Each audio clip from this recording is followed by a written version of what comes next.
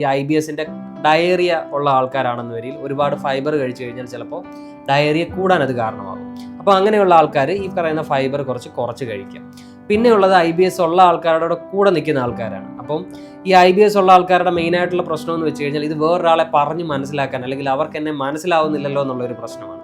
അപ്പോൾ ഇതിൻ്റെ ഒരു പ്രധാന പ്രശ്നം ഇത് പറഞ്ഞ് മനസ്സിലാക്കാൻ പറ്റാത്തൊരു കാര്യമാണ്, അതല്ലെങ്കിൽ അത്രയും ബുദ്ധിമുട്ടുള്ള കാര്യമാണെന്നുള്ളത് കൂടെ നിൽക്കുന്ന ആൾക്കാർ മനസ്സിലാക്കുക എന്നുള്ള കാര്യമാണ്. പിന്നെ ഉള്ളത് നമ്മളിപ്പം ഒരു വലിയ മീൽ കഴിക്കാതെ, അതല്ലെങ്കിൽ ഒരുപാട് വലിയ മീൽ അല്ലെങ്കിൽ 3 നേരം ഹെവി മീൽ കഴിക്കുന്നതിന് പകരം ചെറിയ ചെറിയ മീൽസ് ഫ്രീക്വൻറ്റ് ഇൻ്റർവെല്ലിൽ കഴിക്കുന്നത് ഇത് വളരെയധികം നമ്മളെ ഹെൽപ്പ് ചെയ്യും.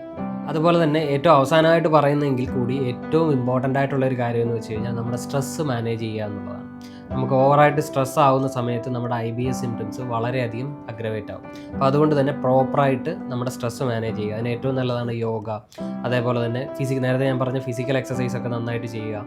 അപ്പോൾ ഇങ്ങനെയുള്ള കാര്യങ്ങൾ ചെയ്ത് കഴിഞ്ഞാൽ നമുക്കൊരു പരിധി വരെ നമ്മുടെ സ്ട്രെസ്സ് കൺട്രോൾ ചെയ്യാൻ പറ്റും. അപ്പോൾ അതുമൂലം നമുക്ക് ആ ഒരു IBSൻ്റെ സിംറ്റംസിൻ്റെ ഇൻറ്റൻസിറ്റി കുറച്ചൊന്ന് കുറയ്ക്കാൻ ഹെൽപ്പ് ചെയ്യും.